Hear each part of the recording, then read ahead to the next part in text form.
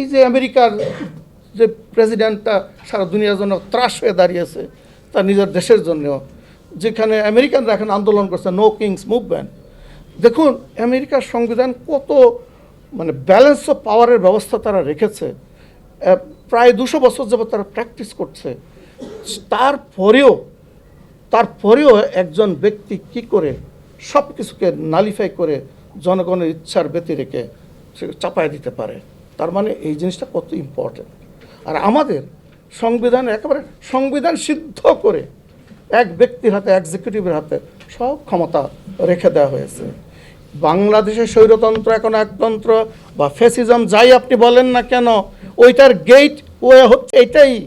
অতএব এইখানে বন্ধ করুন, না হলে রোগের উপশম হবে না, কোনো এই আশেপাশে ইয়ে করলে কোনো লাভ হবে না। আপনি দেখুন চিকিৎসার জন্য কিন্তু যদি ডায়াগনোসিস রং হয় তাহলে যে কি হয় এটা আমরা সবাই জানি, কি হয় আমরা জানি। সমাজদেহের ক্ষেত্রেও কিন্তু সঠিক সময়ে সঠিক রোগটা আইডেন্টিফাই করা খুব জরুরি হয়। রোগ তো অনেক, এবং আপনি তো সব রোগের চিকিৎসা একসাথে করতে পারবেন না, কাজে আপনাকে বেছে নিতে হবে আসলে কোনটা আপনাকে বেশি ট্রাবল দিচ্ছে। ধরুন আপনার শরীরে জ্বর, আপনার কিন্তু দাঁতের ব্যথা এমন, তো আপনি কি করবেন? প্রথমে কিন্তু ডেন্টিস্টের কাছে যাবেন, কারণ এটা তো আপনি টলারেট করতে পারছেন না। জ্বরের চিকিৎসা পরে হতে পারে, কিন্তু দাঁতের ব্যথা তো সহ্যই করা যায় না। তো আমাদের রাষ্ট্রযন্ত্রে এই মুহূর্তে যে মূল সমস্যাটা, আপনি সব সমস্যার সমাধান করার দরকার নেই, কিন্তু এত বড় একটা এক্সারসাইজ হয়ে গেল, সেটা কি? একটি গণভোট এবং একটি সংসদ নির্বাচন, দুটো জিনিস অনুষ্ঠিত হয়েছে। আমাদের মূল বিতর্কটা তো এখন এই জায়গাটায় যে আমরা কোনটাকে মানব বা কোনোটাকে বাদ দিতে পারি, প্রশ্নটা ওখানে।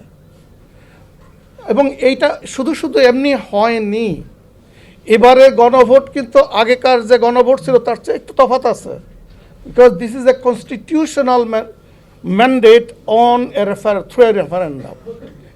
এটা এর আগের যে রেফারেন্ডামগুলো ছিল, জিয়াউর রহমানের সময় ছিল, খালেদা জিয়ার সময় ছিল, এরশাদের সময় ছিল, এগুলোর তুলনায় এটা তফাৎ, তার মর্যাদা অনেক অনেক বেশি।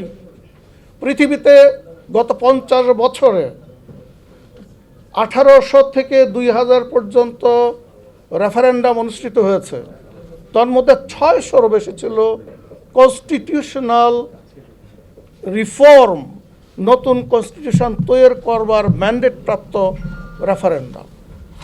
তা আমাদের রেফারেন্ডামকে আপনি কোনভাবে সাইড ট্র্যাক করবেন? সুযোগ আছে। এই কথাটাই জনাব শহীদুল্লাহ ফারাজি খুব চমৎকারভাবে তুলে ধরেছেন। তা ইংরেজি শব্দের কিছু ব্যবহার হবে, আমি ক্ষমা চেয়ে নিচ্ছি। সবাই শিক্ষিত মানুষ, কাজে কারোর কোনো সমস্যা হওয়ার কথা নয়, তবে আমি একটু মিশ্রণ ঘটিয়ে করব, কারণ আমি সেইভাবেই বলা পছন্দ করব। সেটা তিনি বলেছেন কনস্টিটিউয়েন্ট পাওয়ার অ্যান্ড কনস্টিটিউটেড পাওয়ার। এটা তাত্ত্বিক নয়। কনস্টিটিউয়েন্ট পাওয়ার হচ্ছে জনগণের সার্বভৌম ক্ষমতা। আমরা তো জনগণকে বাদ দিয়ে যে বারবার জনগণ করি, জনগণকে বাদ দিয়ে কোনো অথরিটি হতে পারে কি না? যে অথরিটি জনগণ কর্তৃক ম্যান্ডেট প্রাপ্ত নয়, সে অথরিটি তো বৈধতা হারায়। আর জনগণ তো যখন দুইভাবে তাদের মতামত দিতে পারে, এবং এখানে একটা তফাৎ আমরা করে নিতেই পারি, এটা নিয়ে একটু বিতর্ক আছে দেশে। রাষ্ট্রবিজ্ঞানের ছাত্র হিসেবে আমি এই জিনিসটা পরিষ্কার করতে চাই। সেটি হচ্ছে যে একটা স্রষ্টা, একটা সৃষ্টি, জনগণ সৃষ্টি করে, কারণ জনগণ হচ্ছে সার্বভৌমতার মালিক। রাষ্ট্র বিলংস, আমাদের সংবিধানে তো বলে যে সংবিধানে এত কথা বলা হচ্ছে সংবিধান, সেই সংবিধানের 7 অনুচ্ছেদে কী বলা হয়েছে? যে সেটা Republic belongs to the people. সেই জনগণের ইচ্ছার যে প্রতিফলন, তাও কি দেখুন, রেফারেন্ডাম হচ্ছে ডাইরেক্ট, আর ইলেকশন হচ্ছে ইনডাইরেক্টলি রেপ্রেজেন্ট করার জন্য প্রতিনিধি নির্বাচন। এবং রেফারেন্ডাম হচ্ছে ইস্যু, এবং সেই ইস্যুগুলো সাধারণ ইস্যুও না, যখন সাংবিধানিক ইস্যু হয়ে দাঁড়ায় তখন তার যে মৌলিক, তার যে ফান্ডামেন্টাল ইম্পর্টেন্স, এটা তো আরও উপরে হয়ে দাঁড়ায়, কারণ তার উপর ভিত্তি করে তো সব কিছু হবে। এই কথা তিনি অত্যন্ত পরিষ্কারভাবে বলেছেন যে জনগণ হচ্ছে সার্বভৌম ক্ষমতার মালিক, কনস্টিটিউয়েন্ট পাওয়ার। আর এবার আসেন আপনি সংবিধান, আসেন সংসদ, আসেন বিচার বিভাগ, আসেন শাসন বিভাগ, সব কিছুই কিন্তু কনস্টিটিউটেড পাওয়ার। অতএব এই জিনিসটা অত্যন্ত পরিষ্কারভাবে তিনি তুলে ধরেছেন। আমরা তো ইদানিং খুব শুনছি যে অনেকে সংবিধান খুব ভালো বোঝেন এবং তারা এখানে থাকলে ভালো হতো। আমাদের ক্ষুদ্র ছাত্র হিসেবে আমরা তো আর ওখানে গিয়ে বসতে পারবো না, আমরা এখানে আমাদের ফোরামে সরাসরি তাদেরকে বলতে পারতাম, কথাগুলো শুনতে পারতাম তাদের কাছ থেকে। সেটি হচ্ছে যে তারা সংবিধান বোঝেন, কিন্তু এটা বোঝেন না কেন যে সংবিধান এবং সাংবিধানিক সরকার এক জিনিস নয়।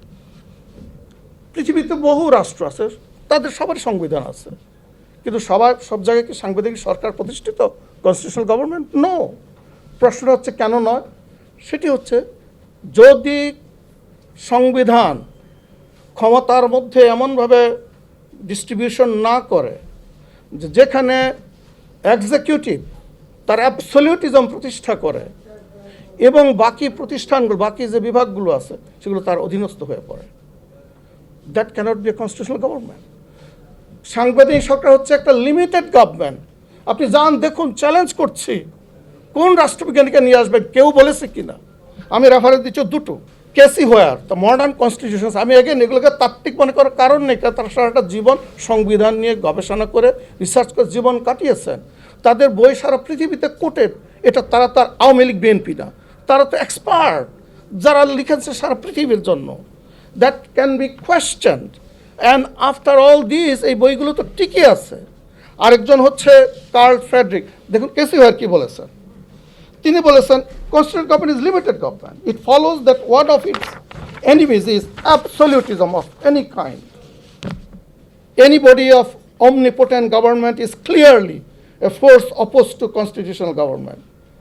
তার মডার্ন কনস্টিটিউশন বইয়ে তিনি বলেছেন, অর্থাৎ সাংবিধানিক সরকার কখনোই হতে পারে না যদি তার কোনো একটি বিভাগ, বিশেষ করে এক্সিকিউটিভ বিভাগ, যদি তার অ্যাবসলিউটিজম, একচ্ছত্র আধিপত্য প্রতিষ্ঠা করে নেয়।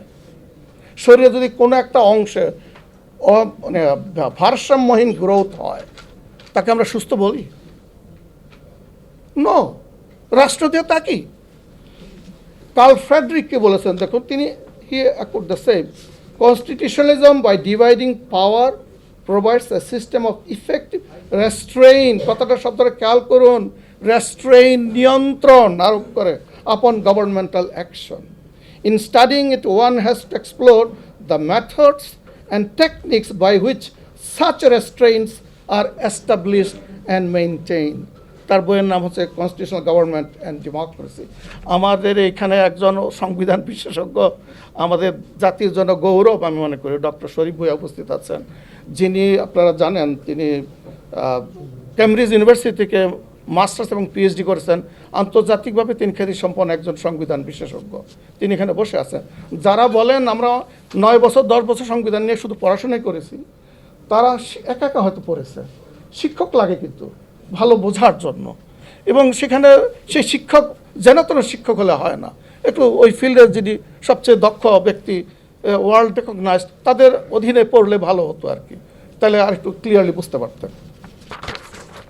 তারপর আসুন যে আচ্ছা, তাহলে ইলেকশন আর রেফারেন্ডামের মধ্যে আমরা দুটোকে একসাথে দেখব। দুটোই কিন্তু জনগণের ইচ্ছার প্রতিফলন।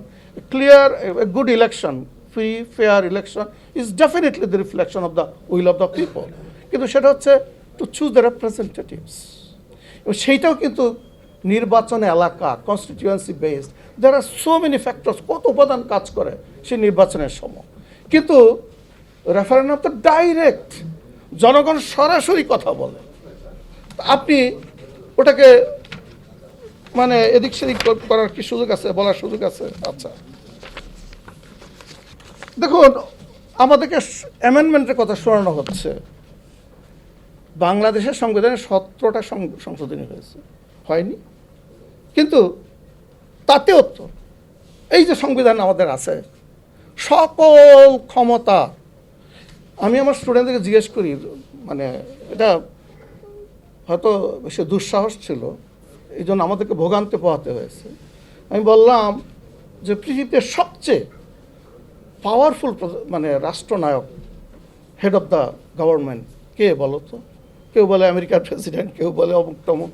উত্তর পাওয়া গেল যে না, ওটা শেখ হাসিনা।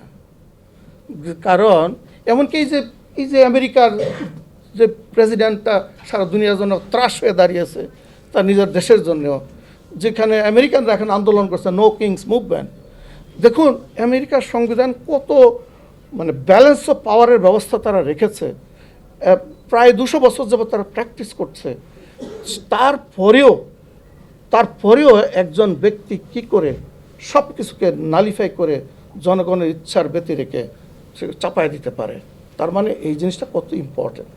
আর আমাদের সংবিধান একেবারে সংবিধান সিদ্ধ করে এক ব্যক্তির হাতে, এক্সিকিউটিভের হাতে সব ক্ষমতা রেখে দেওয়া হয়েছে।